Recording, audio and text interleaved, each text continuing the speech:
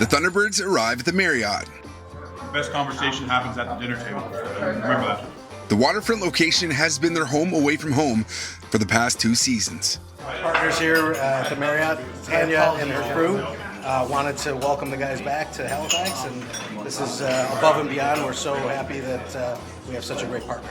We're so happy that you call this place home when you're here in Halifax, and we love having you, and thank you so much. Thank you. Thank you. Your food's the best in town, so thank you very much. Thank you. It's definitely a hot spot for us. They've taken care of us ever since we've stepped foot in Halifax, and it's our second home, and the food is amazing. Love the chowder, get it every time. It was my first time ever having chowder. That's the thing, I'm not a big seafood guy, so when the kind of opportunity came up and it was free, I'm like, oh, why not try it? Yep, it was pretty good. I had to plug my nose for most of it, but. Reese Dutch has made the trip from Victoria for the first time since suffering a season-ending injury in the team's second game of the year. You don't know how much you miss it until you get back. I mean, you have an idea, and then it's obviously that kind of initial really miss it, and then I almost sort of got caught up at home, and it starts to become a distant memory in a way, for lack of a better term. So I knew I wanted to get back, and they said as soon as I was allowed to travel, they're going to get me back. So here I am, and man, I just love it. Shanksy didn't bring his dog. No, this is business. Earlier in the week, the Thunderbirds received word that star netminder Warren Hill had come down with COVID and would miss the trip east. Unable to suit up for the weekend's game against the Warriors, backup netminder Aaron Bold would see his first minutes of the season and first start of over 2 years on Saturday night. Losing Warren is a big loss for our team, but we brought Aaron Bold here for a reason. We knew that he was a veteran guy, has played a lot, he's won championships in this league. So as far as we're concerned, nothing changes. It's just the guy in the net, and we know Aaron's going to do a good job for us here tonight. Personally, in practice, I can't get one by him at all, so I mean, a ton of confidence in him. Following 2 league championships and another NLL final appearance with the Rush organization, Bold had brief stints with the New England Black Wolves and Vancouver Warriors, eventually losing the starting job in Vancouver.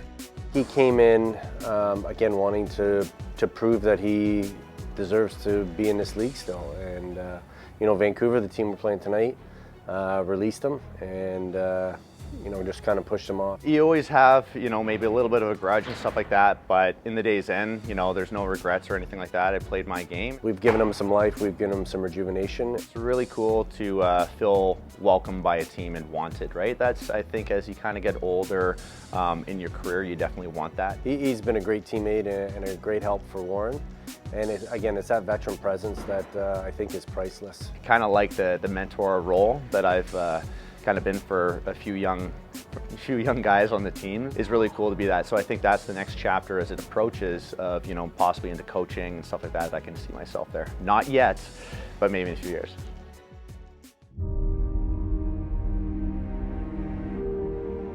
Three years ago, Bold had no choice but to shift his focus away from lacrosse, as his wife Michelle was told her cancer had returned.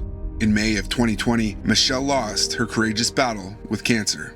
When she was still around and everything like that, it was very difficult. Lacrosse wasn't necessarily on my mind. It was a secondary, of course. Me being a team guy, I've always wanted to be there as well. So it was kind of playing limbo, and of course, anybody in that situation is not gonna probably play their best. I wanted to support 2 things at once, and maybe I was a little bit naive to do so. But again, I love the sport. I loved Michelle and still do. I was just trying to juggle too much stuff, just like many people do. But day to day, I just kept on saying, move forward in a positive direction. And that's why I got this little puppy right there. So that was Michelle's little tattoo. So always move forward in a positive direction. So that's all you can do.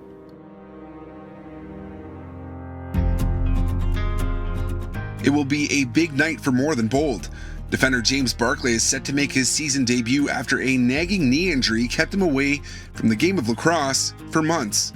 It's something I've been battling for years, right? And it was kind of to the point where I can play through it, but away from the rink, I can't really put in that extra work because I'm just kind of waiting for my knee to kind of recover. And I had an honest conversation with the coaching staff, and they were super understanding, and we decided to shut it down. I mean, our defense is so deep, so it was an opportunity where I could maybe take some time off, and really happy I did. I think it can certainly lengthen my career a little bit. He's a real dynamic, hardworking, gritty defender, and he only makes us better. While it's great to have Barclay back in the lineup, it certainly doesn't make it easy for the Thunderbirds coaching staff to make decisions.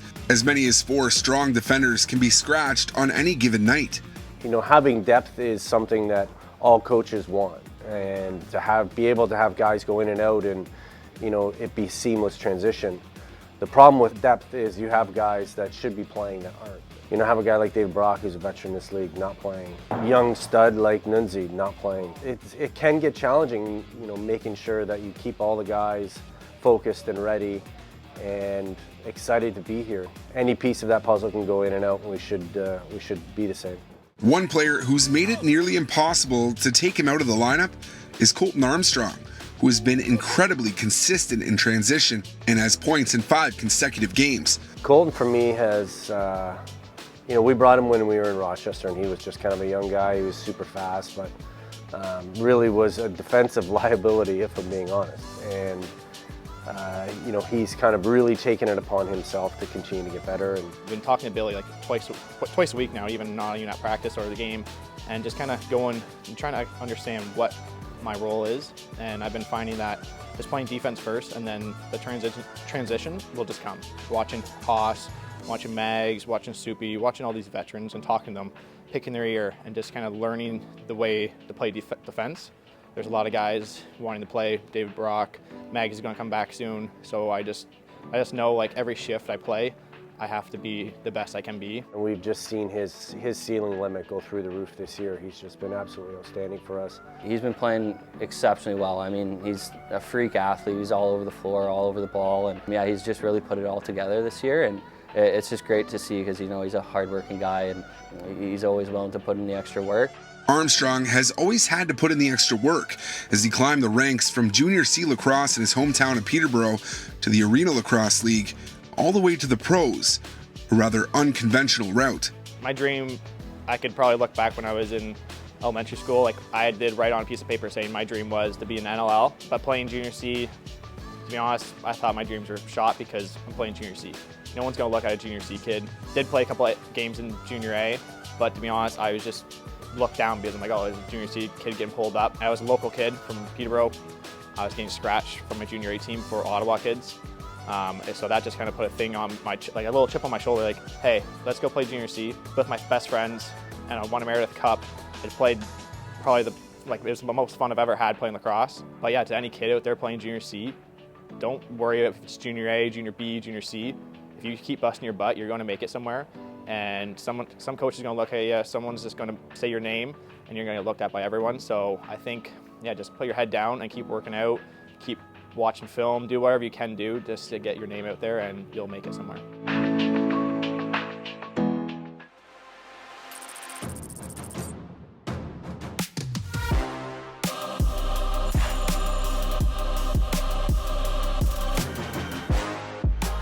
Almost game time. The squad arrives at the nest for battle with the Vancouver Warriors.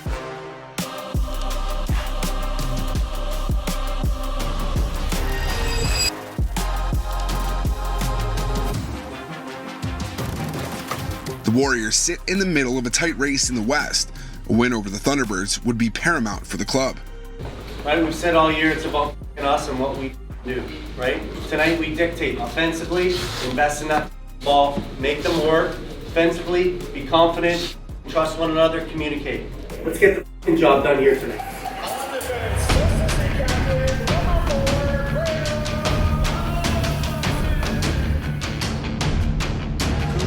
It has been very, very, very great for Halifax. It's Chris Boucher who gets things started for the Thunderbirds, and they're first on the board. 30 on the clock. And they bury. Just across, over the top. They score. Kyle Killen. Power play goal. But Vancouver would capitalize with 3 straight power play markers as the Thunderbirds' special team woes continue. and the Warriors go on to take a 3-1 lead. Now in the second quarter, Vancouver takes the 8-7 lead as Riley Lowen completes his hat trick. The Warriors would add another 2 before half, and the Thunderbirds trail 10-7.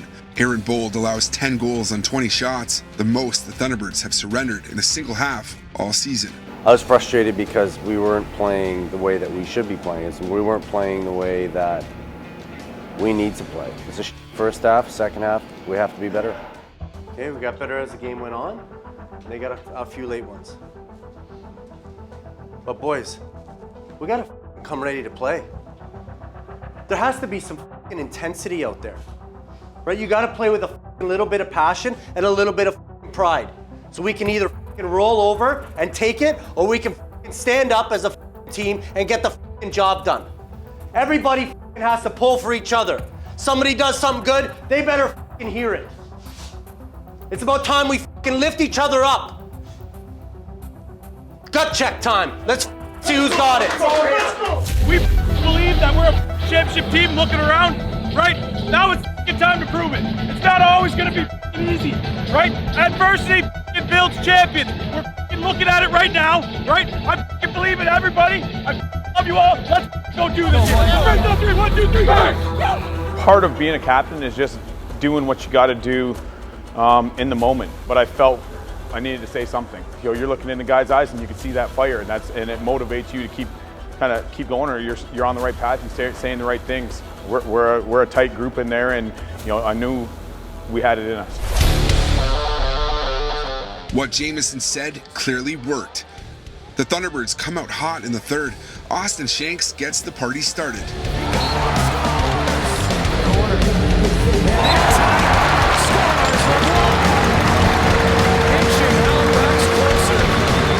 Goals from Steph LeBlanc and Kyle Jackson, and no goals allowed by Bold, make it a perfect third quarter. The Thunderbirds fight back to tie the game at 10 with just 1 quarter to go. Smith on the fly, spots it. Nice distribution. And a pretty finish from Shanks. Spreads it over. Peterson hurries up. Fires low. Okay to stop. Bushi keeps it coming in the fourth quarter, just before a terrific face-off win and feed by Jake Withers to Clark Peterson for the eventual game winner.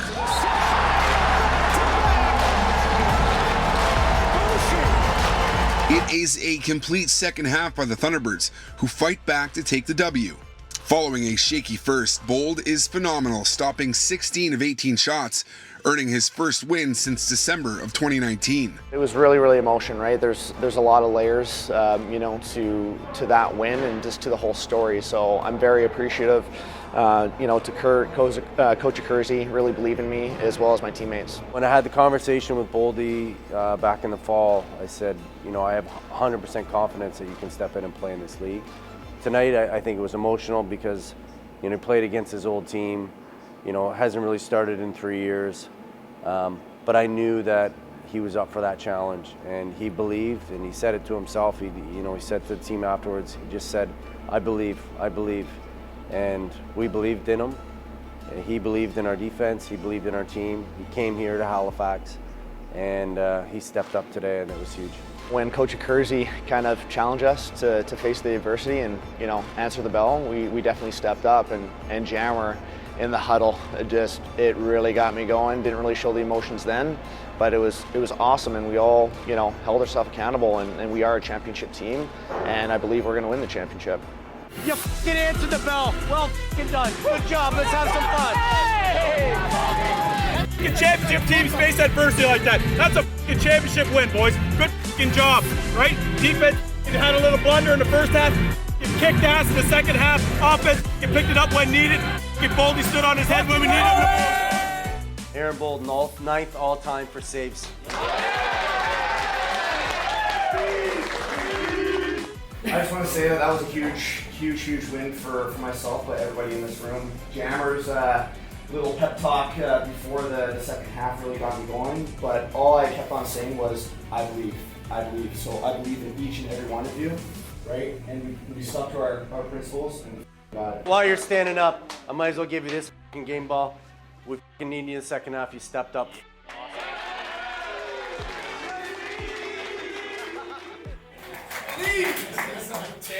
You know, I really. This guy, week in and week out, he might not have his name always on the fucking game sheet, but the guy fucking battles hard every fucking game. Fuck. Well, people often forget that Eric only started playing as an O guy the last 10 years. He was a goalie all growing up, and if you don't grow up being an O guy, it's kind of hard to fit into the offense and find your role. And he's a big, strong guy with good hands, and so I enjoy playing with him. He's a great teammate, and obviously he's a warrior, a huge competitor, and we're lucky to have him. The Thunderbirds must now shift focus to one of their toughest weekends of the season. Back-to-back games. First Albany, then Georgia. We can't look past what happens in the first 5 minutes of the game.